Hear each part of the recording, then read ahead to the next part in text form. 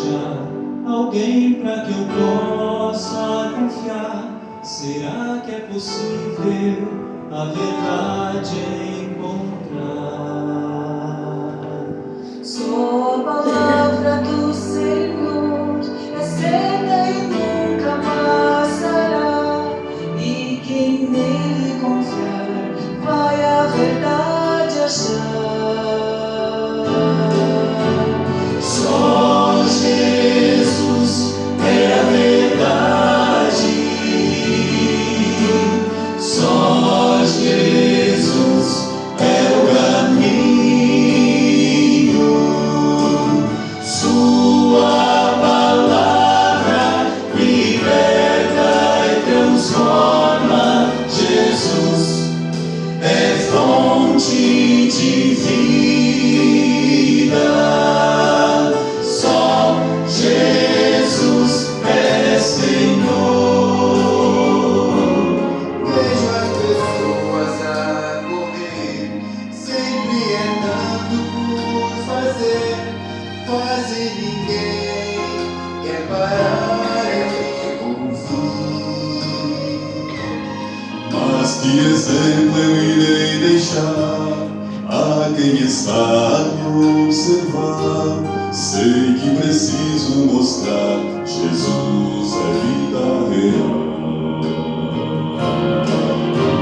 Só Jesus é a verdade,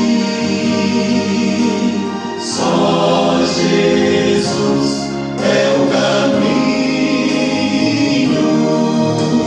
sua palavra liberta e transforma. Jesus é fonte de vida, só Jesus é Senhor, só Jesus. Lâmpada para os meus pés e a tua palavra é luz para o meu caminho. Só Jesus. Examinais as Escrituras, porque vós cuidais ter nelas a vida eterna, e são elas que de mim testificam. Buscai primeiro o reino de Deus e a sua justiça, e todas estas coisas vos serão acrescentadas. O céu e a terra passarão, mas as minhas palavras não hão de passar. Sua palavra liberta e transforma. Jesus é fonte de vida, só Jesus é Senhor, só Jesus, só Jesus, só Jesus é Senhor.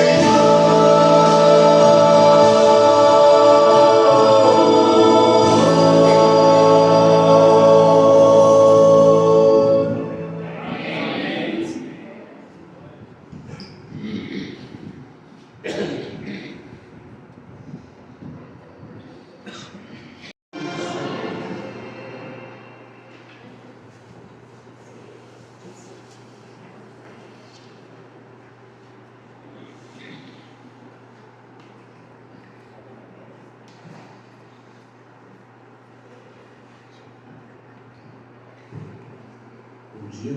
Bom dia. Era sábado. Sábado. Fiquei pensando, olhando assim para a congregação. Talvez alguns aqui não saibam, mas parte desta igreja que está aqui hoje, eu devo alguma coisa da minha vida espiritual a cada vez. São muitas pessoas aqui. Vou começar por Eliseu. É um grande homem. Não é só a estatura física. Quando nós nos convertemos na igreja de Sapiranga, 43 anos atrás, não façam mal. Muito do que eu aprendi na vida espiritual, Deus juntou um grupo de homens que faziam parte naquela época da igreja central de Novo Hamburgo, de Sapiranga, fazia parte do mesmo distrito. A gente ouvia vários e vários pregadores, irmão Macho, irmão Salerno, Samuel Henrique, Lutero Henrique, prega. O Eliseu ele pregava, mas ele mais cantava. Tinha um grupo chamado Maranata, um grupo masculino, que era uma inspiração toda vez que a gente ouvia eles. Prazer te encontrar aqui. Valdomiro, quando a gente estava na igreja de Sapiranga, ainda éramos jovens, né? Continuamos ainda, né? Graças a Deus. 40 anos. Só 40 anos. E a gente está seguindo aqui. O Lúcio, eu desculpa abrir um pouco do meu espaço particular, vocês vão entender. O Lúcio e o Odir, aquele casal que está ali, eles são culpados por eu estar casado há quase 38 anos com a Milena. Eles levavam a gente, traziam a gente. Eu devo muito para vocês. Eu queria que a família da minha esposa se colocasse em pé, para vocês entenderem que a gente não está aqui para casa.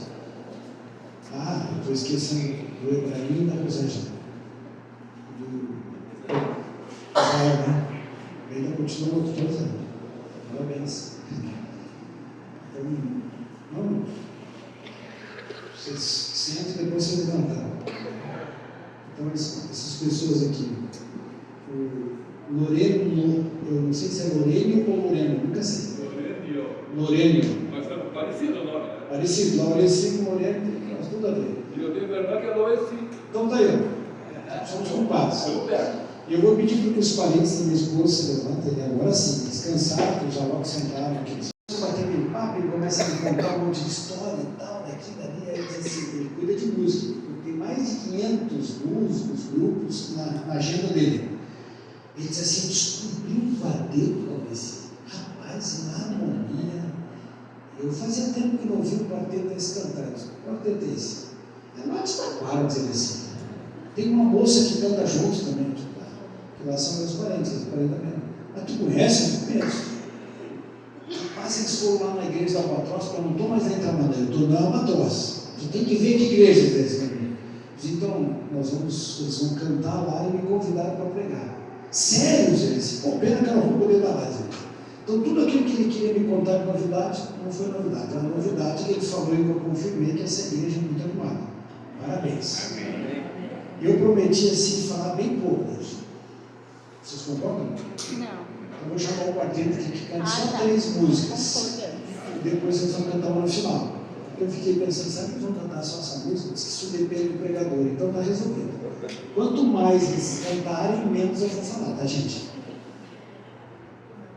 3 tá bom, né, João? Para aquecer? Tá bom.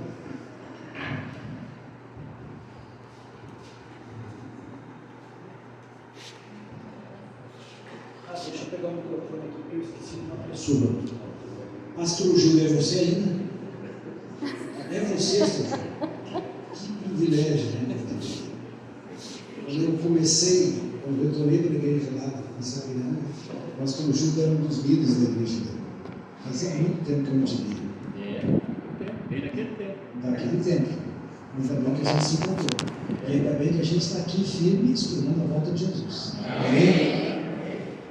Maurício ainda tem vida, hein?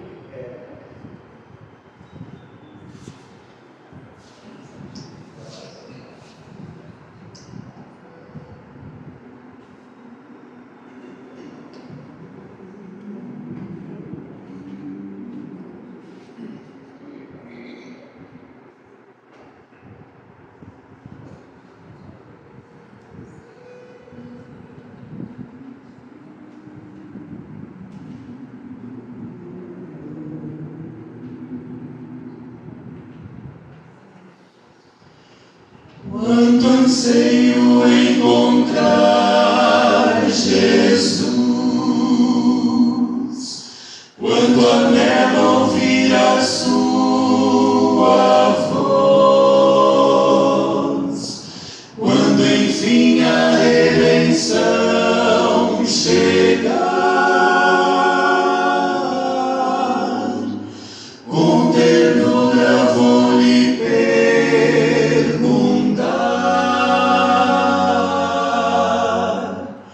que feridas são essas nas tuas mãos?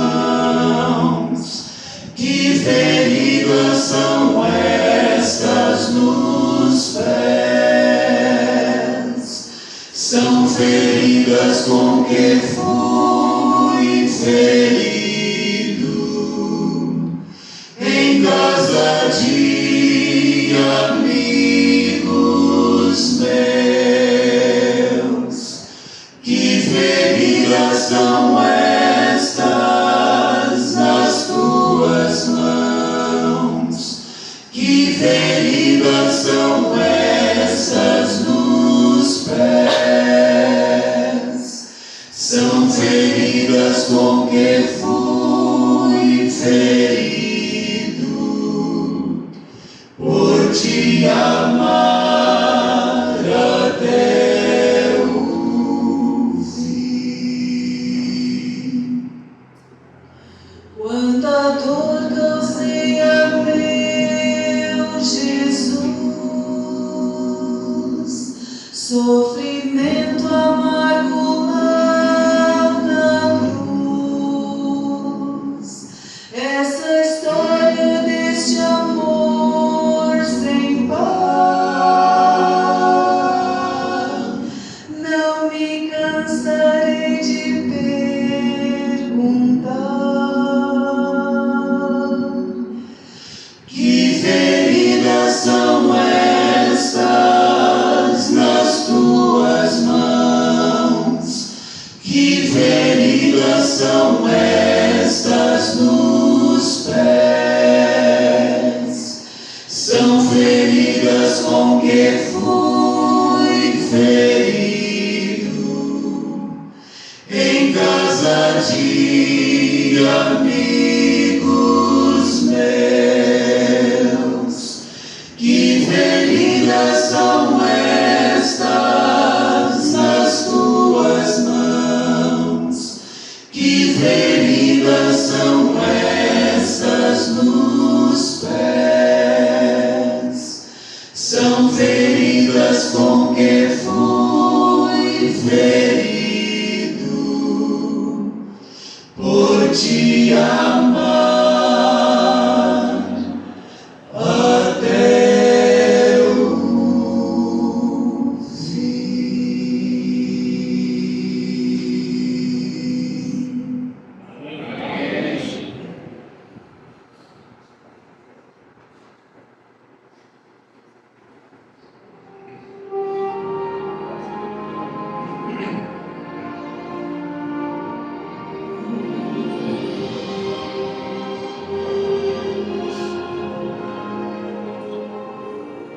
Esta noite quero ouvir a voz de Deus.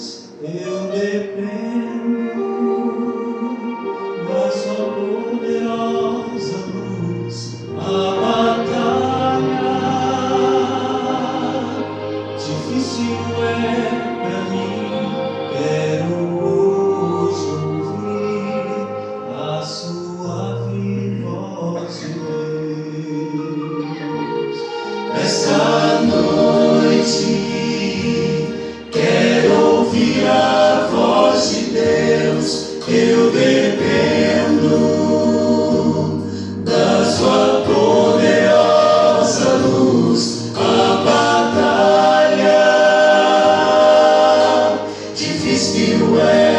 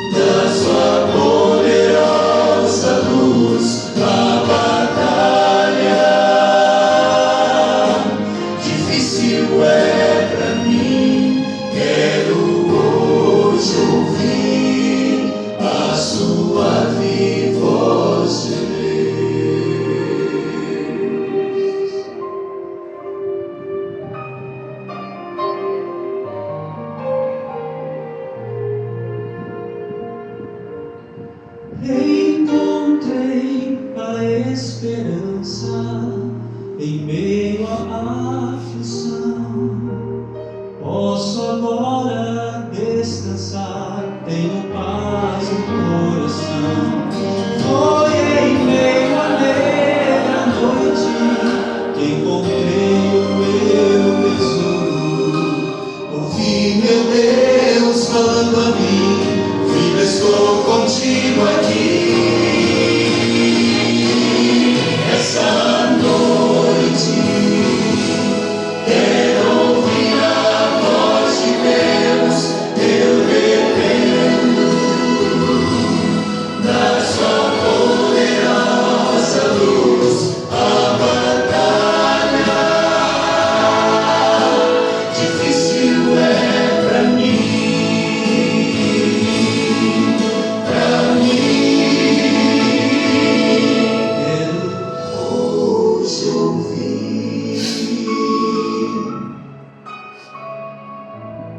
Quero hoje ouvir a sua viva voz.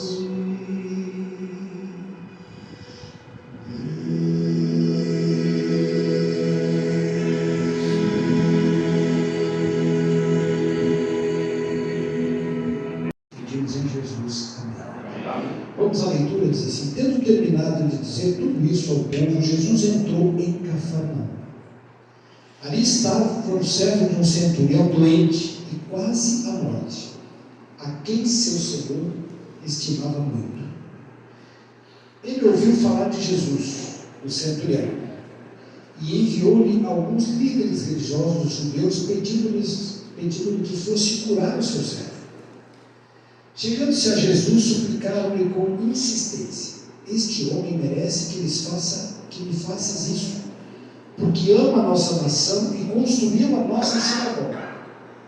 Jesus veio com eles.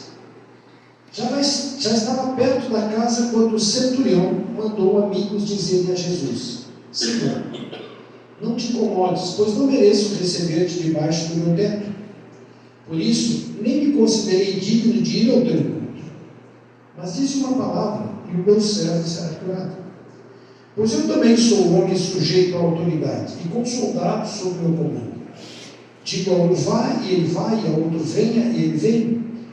Digo a meu servo faça isto e ele faz. Ao ouvir isso, Jesus admirou-se dele e voltando-se para a multidão que o seguia disse: eu digo que nem em Israel encontrei tamanha fé. Então os homens que haviam sido enviados voltaram para casa e encontraram o servo restabelecido. Queridos, vamos tirar desse texto o contexto onde esta mensagem foi registrada. Cafarnaum era uma cidade que ficava aproximadamente 200 quilômetros de Jerusalém, ao norte. Interessante que Cafarnaum, entre todas as cidades que Jesus peregrinou quando esteve aqui nesta terra e operou seus milagres e proferiu seus sermões, Cafarnaum foi uma das cidades mais visitadas por Jesus. Ele não só curou as pessoas, como transmitiu a mensagem, como frequentou a sinagoga de Cafarnaum. Cafarnaum é uma cidade muito rica, próspera, por causa do comércio, por causa da pesca. E era uma cidade que praticamente se dividia a sua população entre judeus e romanos. A gente sabe que no período de Jesus, quando Jesus veio à Terra, já há 27 anos a nação romana era a suprema nação que dominava a Terra. E é bom a gente entender que naquela época haviam 3 nações que se destacavam quando Jesus chegou aqui nessa terra. E quando Lucas também diz que na plenitude dos tempos Deus enviou o seu Filho, Cristo Jesus. Que plenitude do tempo? Era justamente quando o pecado, no seu primeiro estágio, depois de Sodoma e Gomorra e da destruição da terra pelo dilúvio, a terra também atingiu o seu clímax da maldade. Então, nessa plenitude do tempo, Deus enviou Jesus a esta terra. As três nações que se destacavam naquela época eram os gregos, a Grécia. Mas a Grécia se destacava pela sua cultura, pela sua filosofia, até pela sua idolatria. Os grandes pensadores saíram da Grécia.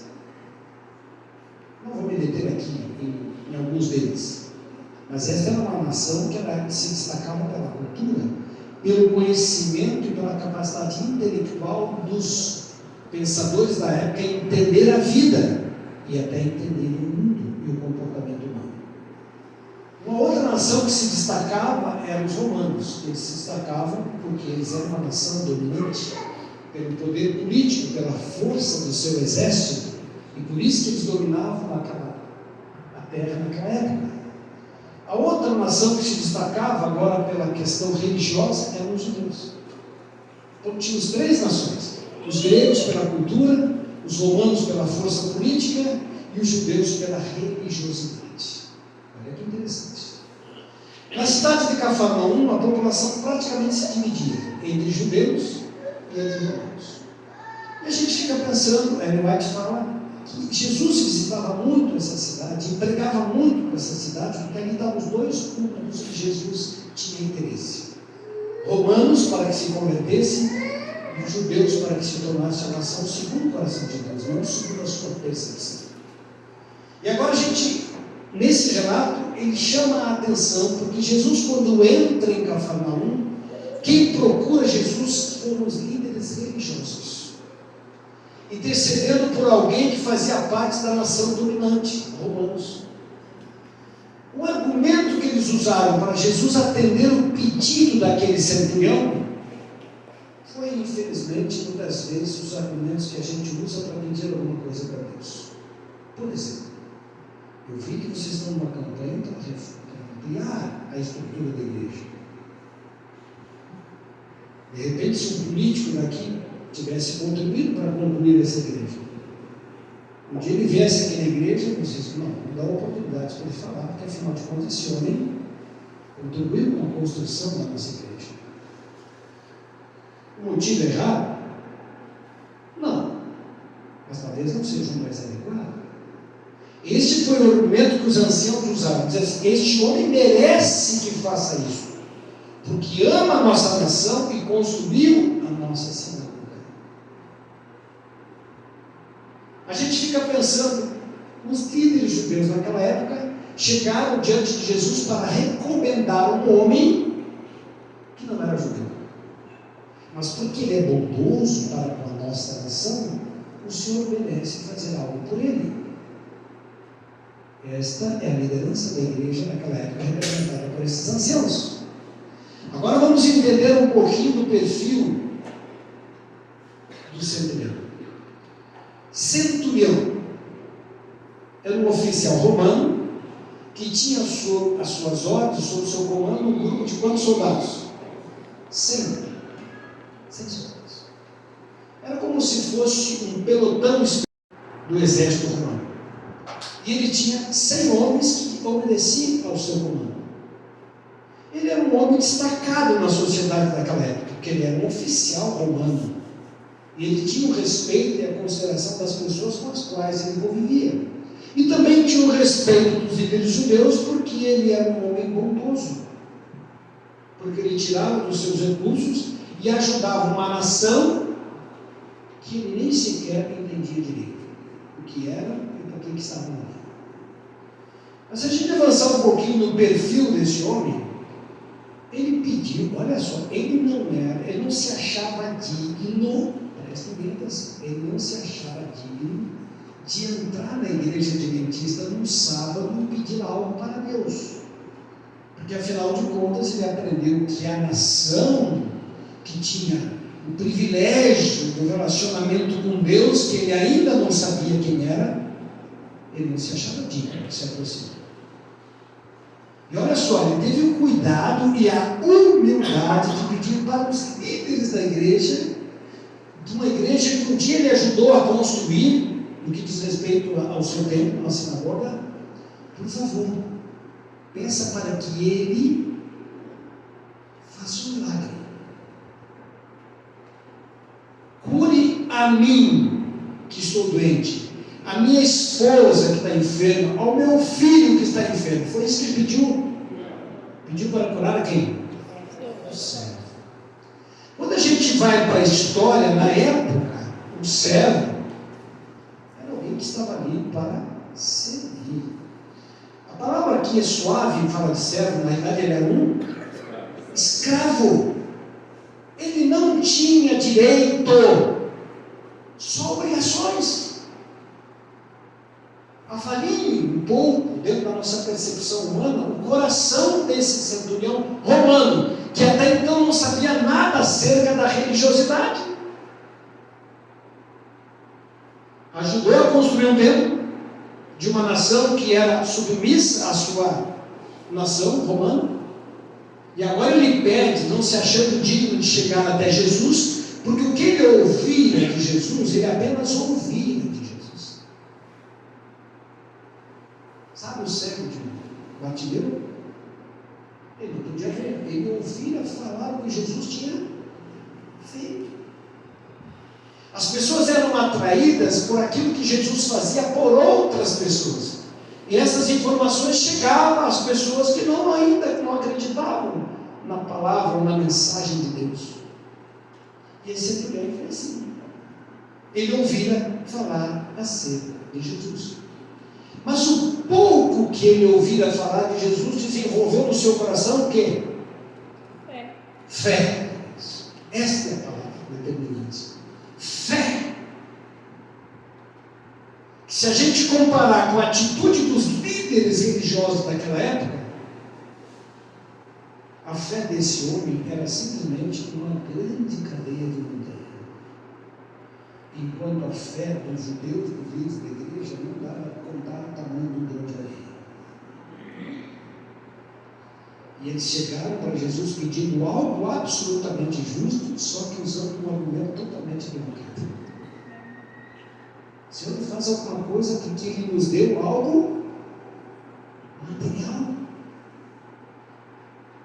Insista aqui a teologia da prosperidade. Abriu uma exceção. Abriu. Quem sabe começou com eles. Abriu uma exceção, não gostava dos romanos. Começou lá a teologia da prosperidade. Vocês entendem? Só que aquele homem não se achou digno e pediu para que os anciãos fossem até Jesus. Ellen White, a Bíblia não diz isso. Foram 3 atitudes desse homem. A primeira foi mandar os anciãos. Depois, quando alguém chegou para ele, Jesus está vindo aí. Olha isso. Ele pegou os seus empregados, os seus soldados, e digam assim, olha só, vão lá e digam para Jesus que ele não precisa chegar em minha casa. Ele apenas mande que o servo vai estar curado. Enquanto os soldados estavam argumentando com Jesus, Jesus foi se aproximando da casa do centurião. Eu gosto de imaginar, porque Ellen White, quando fala isso com as nações, eu fico imaginando a cena. Jesus entrou na esquina, hoje nós estávamos chegando na igreja, pegando os Waze, mais fácil, Waze, Google Maps. A gente dobrou a esquina, a gente viu a igreja.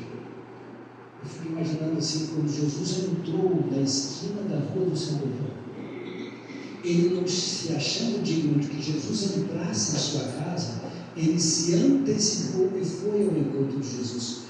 Parte do diálogo que você lê aqui, como se fossem os soldados daquele oficial, então, a Bíblia não chega lá, mas quem completou o argumento com Jesus foi o centurião, que foi no encontro de Jesus. Jesus disse: não precisa ir lá na minha casa, porque eu também sei o que representa a autoridade, porque eu tenho 100 homens sob o meu comando. Se eu disser vai para a direita, ele vai para a esquerda, vai, senta, ele senta, se levanta, ele levanta. É só tu falar e o meu servo vai ser curado.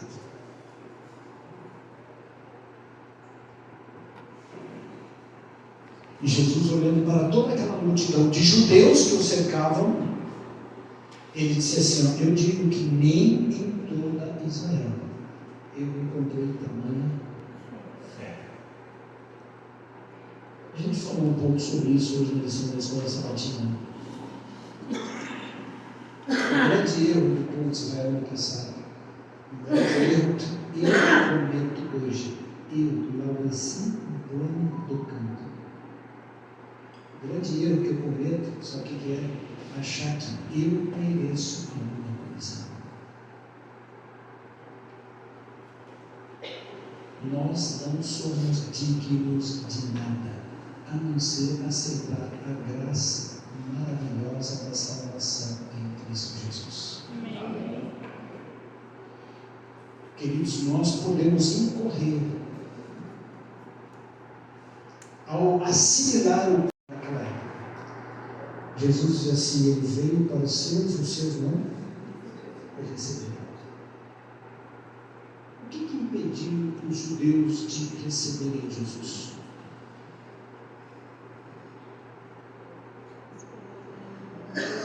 É o mesmo sentimento que pode nos impedir de entrar no reino do céu.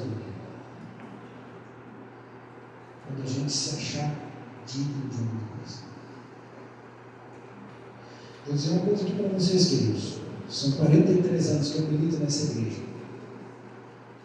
E eu descobri que às vezes que eu fui mais pequeno, mais frágil e mais pecador quando eu subi no degrau e avaliei as pessoas com as quais eu me relaciono e me achei melhor do que o deles. Os judeus não aceitaram Jesus porque eles achavam que Jesus era muito puro. Eles queriam fazer de Jesus o quê?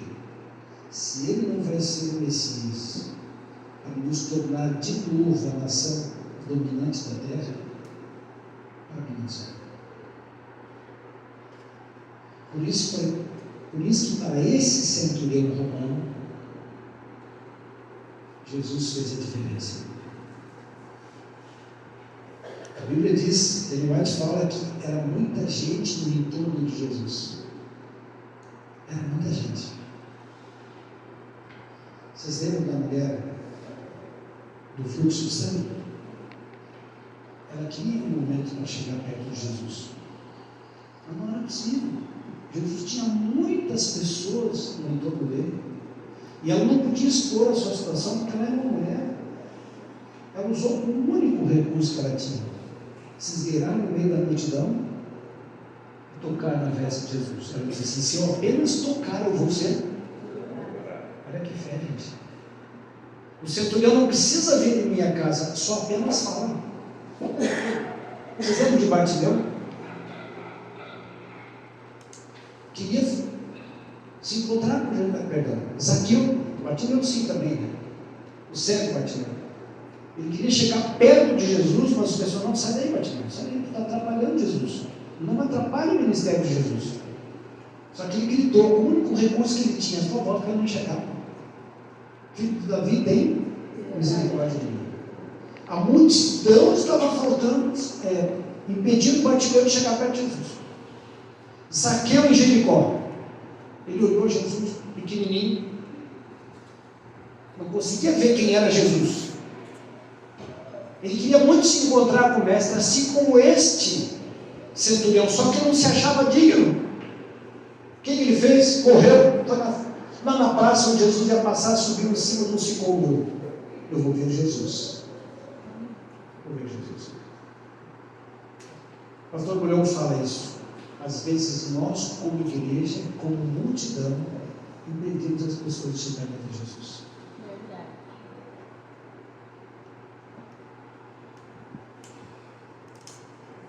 Às vezes nós somos como aqueles líderes judeus, que estamos perto de Jesus, mas não necessitando de Jesus. Pessoas acompanhando a Jesus, mas não se entregando para Jesus. Pessoas conhecendo a Jesus, mas não se relacionando com Jesus. Queridos, a religião formal nos impede da religião relacional. A gente precisa descer do degrau e do pedestal e vir a ter um encontro com Jesus. Queridos, é o seguinte, quando a gente se acha indigno, quando a gente sabe o que a gente é, Jesus pode transformar naquilo que Ele pretende. Amém. Digo para vocês, a gente não pode se achar a última bolacha do pacote. Sabe por quê? Porque a gente não é. A gente precisa ser honesto. Nós somos miseráveis pecadores. A gente só depende de ouvir a voz do pastor e seguir o pastor. Porque uma ovelha, ela não sobrevive sem o pastor. Quero usar o mesmo link que o Lorene falou para nós. Aquele centurião, irmãos, deu uma lição. Para quem? Para mim. A gente deu uma lição para o tempo de Jesus. Que às vezes insisto em caminhar com Jesus, mas não me relacionar com Jesus. De ser um representante da igreja, que eu sou ancião da igreja, eu sou diretor de uma escola. Falar nisso, olha para nós. Faltam 15 anos para 1.700. Eu fico olhando para aquela menina lá no intervalo e fico pensando, Senhor, que pastor tem uma igreja de 1.700 todos os dias? Se a gente não depender de Jesus, a gente não só vai se perder, como a gente vai fazer com que outras pessoas também se percam. Meus queridos, eu quero concluir essa mensagem. Disseram que não tinha esquecido de mim, não é verdade? Eu quero que vocês abram a Bíblia em Tito. Tito é logo depois de Timóteo, tá?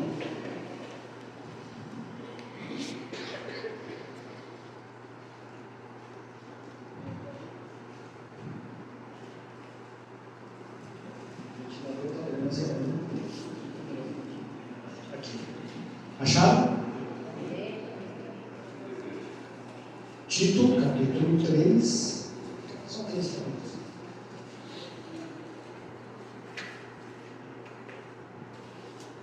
Eu vou ler do versículo 4 em diante, tá?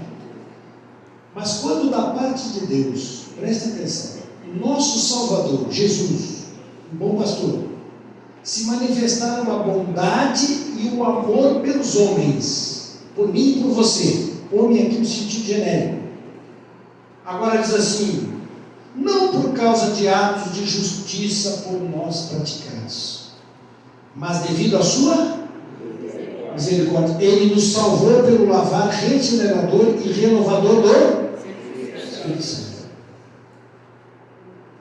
Quando da parte de Deus, o nosso Salvador Jesus Cristo, se manifestou a sua bondade e o amor pelos homens, não foi por causa dos nossos atos de justiça que a gente praticou. É devido à misericórdia de Deus. Ele nos salvou pelo lavar regenerador e renovador do Espírito Santo. O lavar aqui tem um sentido bem importante. Eu pergunto, somos ou não somos sujos pelo pecado? Gente, como é difícil para a gente pensar nas coisas que são do alto. Quando diz assim, pensar nas coisas que são do alto, como as que são daqui da terra. Gente, nós olhamos o mundo assim, daqui para baixo. A gente não olha daqui para cima. Então, por isso que a gente tem uma visão desse mundo. Mas a gente precisa quebrar essa linha de visão. A gente precisa começar a olhar para cima. Porque enquanto a gente ficar olhando aqui para essa terra, a gente vai relacionar as bênçãos de Deus com aquilo que a gente tem aqui. E na realidade, quando James Santos escreveu, o céu não é aqui. E o céu é Jesus. Então a gente precisa. Eu quero encerrar dizendo o seguinte, queridos. Quem que passou pelo Covid aí? Quem precisou ser internado no hospital por causa do Covid? Só eu e você? Os espíritos são fortes. Parabéns. Eu fiquei 5 dias internado na Santa Casa. E eu vou dizer uma coisa para vocês. O médico, entrei na Santa... Olha só, quero contar para vocês os detalhes. Eu me senti ruim. Aí a gente foi ligeiro tomar o ivermectina, hidroxicloroquina, essas coisas tudo. Aí minha esposa me acompanhou. Eu em casa, a respiração foi. E eu não queria ir, porque um gaúcho é teimoso. Agora, alegretense não tem mais ninguém teimoso que é alegretense. E eu ouvira falar que se não tivesse saturação abaixo de 90 não era para ir, porque o hospital estava cheio, eu ficava insistindo. E aí ele em contato com o médico do PROAS lá de São Paulo, que estava dando apoio para os obreiros que estavam cometidos no vírus. Quando eu insisti muito, não tem. Quando ela ligou para ele e eu consegui ouvir, manda ele urgente para o hospital. Aí ele foi, conversou com a Nancy, que tinha sido chefe de enfermaria da Santa Casa, para fazer um meio de campo, para quando Douglas pegou o carro. E eu tremia mais que a antena de rádio patrulha, uma febre altíssima e eu não tinha força nem para caminhar. Douglas pegou o carro e eu ficava assim, tomara que chegue logo. Quando eu cheguei na Santa Casa, naquela primeira sala de observação, não sei se alguém é enfermeira, tinha gente assim saindo pelo ladrão. Eu pensei, se eu esperar todo mundo ser atendido, não é. Mas aí a moça que estava na recepção, a menina chegou, já me mandou direto para uma salinha, onde eles faziam uma avaliação aquela rápida. E o rapaz, o enfermeirinho que me atendeu, ele viu que eu estava na capa da carta. Aí já me colocou para baixar a febre, minha respiração já. Aí colocou dentro da sala onde eu entrei assim, tinha um monte de gente assentada naquelas poltronas que tu fica parte deitado, parte sentado. Aí veio a moça que já tinha colocado o acesso, já veio e colocou, deu o medicamento direto na veia para baixar a febre, e aí já colocou o tubo de oxigênio. Quando eu olhei para aquele povo, e aí não levou 5 minutos eu ouvi uma frase que eu não esqueço mais. Não tem vaga para mais ninguém, temos que encaminhar para outro hospital. E, gente, quando eu comecei a respirar com o apoio do oxigênio, daquilo tudo, eu olhei para o céu assim, e falei, Senhor, agradeci, porque eu acho que Deus até uma misericórdia. Porque quando disseram que eu não tinha mais vaga para ninguém, eu percebi que eu tinha sido o último. Ali eu vou contar para vocês, quero resumir aqui a história. E eu aprendi o seguinte, irmãos. Às vezes Deus permite algumas experiências de vida, sabe por quê? Porque quando a gente está acostumado a olhar o mundo daqui para baixo, às vezes Deus permite que a gente adoeça, se coloque numa cama e comece a olhar para cima.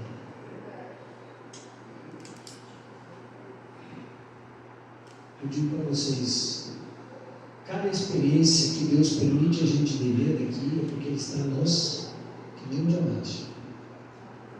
Tira um pouco desse Maurício, porque isso é demais, ele não vai chegar no céu com o peso todo dele. E quando a gente passa por provação, por dificuldades, Deus está querendo, sabe o que, irmãos? Que a gente encontre o Mestre. Que a gente se encontre com Jesus. E às vezes na nossa rotina e na nossa religião formal, a gente começa a viver uma religião superficial. É como o exemplo disse, não adianta a gente viver da fé do coletivo, a gente precisa viver da fé pessoal. Fé do centurião. Exatamente. Não adianta você ser líder da igreja assim como os anciãos eram líderes da nação judaica. Jesus passou entre eles e eles não encontraram a Jesus. Diferente daquele centurião, que nem fazia parte da nação que Deus havia escolhido para representá-lo nessa terra. Mas ele conheceu a Jesus, ele reconheceu Jesus e ele aceitou a Jesus. Porque ele era bom? Não. Porque Jesus era bom. E a sua misericórdia não para sempre. Queridos, Ele reconheceu que ele não era digno. exatamente, eu sou um indigno. O senhor nem merece entrar na minha casa. Então, como uma criança indefesa, o cara chamou para atender. Como um cego que estava no escuro. A minha vida e a sua vida precisam mudar. Porque quando a gente se encontrar com Jesus, a gente vai perceber e sentir o seu amor dele por nós. E a gente vai ser dele e ele vai ser nosso. E a nossa vida vai ter um novo amanhã. Eu digo para você, depois de 5 dias eu saí do hospital, o mesmo Laureci, mais magro, mais feio, sabe? Pensa no troço feio. Eu olhava no espelho e assim, era palavra. Mas eu saí novo. Amém. Em Cristo Jesus. Amém. Porque a gente precisa de vez em quando na nossa caminhada parar de ser religioso e ser dependente de Jesus. E continuar achando que eu não sou digno, mas fazer como aquele centurião: Senhor, por favor, eu gostaria muito de continuar ouvindo a história desse homem, mas a Bíblia não nos relata nem ele mais. Mas uma coisa eu tenho certeza: depois de ele ter encontrado o Mestre, não foi só a vida do seu servo que foi curada fisicamente, mas ele também foi curado espiritualmente. É a principal e a maior cura que Deus quer fazer. Eu quero fazer uma pergunta para você aqui, Mestre. Você quer ter um encontro especial com Jesus hoje? Com o Mestre? Não precisa levantar, não precisa levantar a mão. Pense de si para consigo. Esta é uma oportunidade que Jesus está nos oferecendo, assim como ele ofereceu para aqueles líderes naquela época. O romano aceitou Jesus. E os líderes judeus não o reconheceram. Que a graça de Jesus nos alcance essa manhã, que a gente tenha um encontro com o Mestre. E que o nosso dia de amanhã seja diferente por este encontro com Jesus. Amém? Amém. Deus abençoe.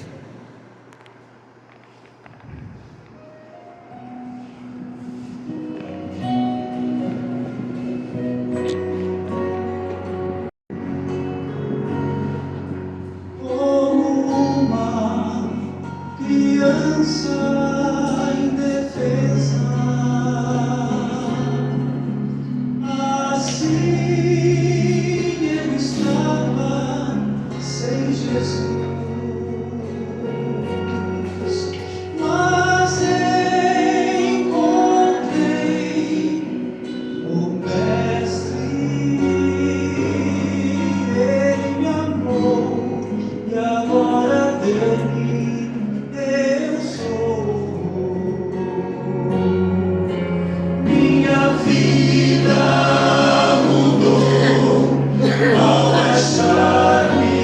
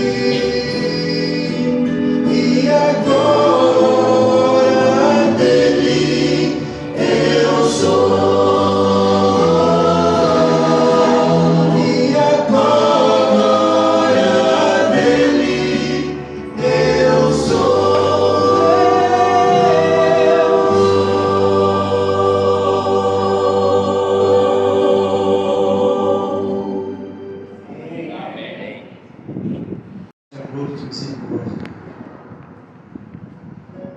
É tão bom refletirmos na tua palavra e encontrarmos nela misericórdia, o amor e o perdão oferecido por Jesus. Amém. Senhor, somos completamente indignos, até mesmo de dirigir a voz a Ti em oração. Mas o Senhor desce até nós, através do Espírito Santo. O Espírito Santo leva até o Senhor as nossas petições com gemidos inexprimíveis. O Senhor intercede junto ao Pai, para que o Pai perdoe todos os nossos pecados, não pelos nossos méritos, mas pelo Teu sangue derramado na cruz. Amém. Assim como aquele centurião, Senhor, nós queremos encontrar o Mestre, Cristo Jesus. Amém, Senhor. E assim que encontrar definitivamente, Senhor, a gente possa pegar na Tua mão e caminharmos o caminho que ainda está reservado diante de nós no presente e no futuro, até que Tu voltes nas luzes dos céus para buscar cada um dos Teus filhos. Cuide, Senhor, dos membros desta igreja, do pastor, que essa igreja possa crescer não só em número de membros, mas para que ela possa crescer em espiritualidade, na convivência de cada um dos Teus filhos, diariamente com Cristo Jesus através do Espírito Santo. Amém. Nos leva de volta para os nossos lares, com a certeza de que fomos perdoados pelo Senhor e que amanhã será um novo dia, porque nós encontramos o nosso Mestre, Cristo Jesus. Amém, Senhor. Estas bênçãos te rogamos sem mérito algum. Nós pedimos em nome de Jesus, o nosso Senhor. Amém, Senhor. Amém, Jesus. Obrigada, Senhor.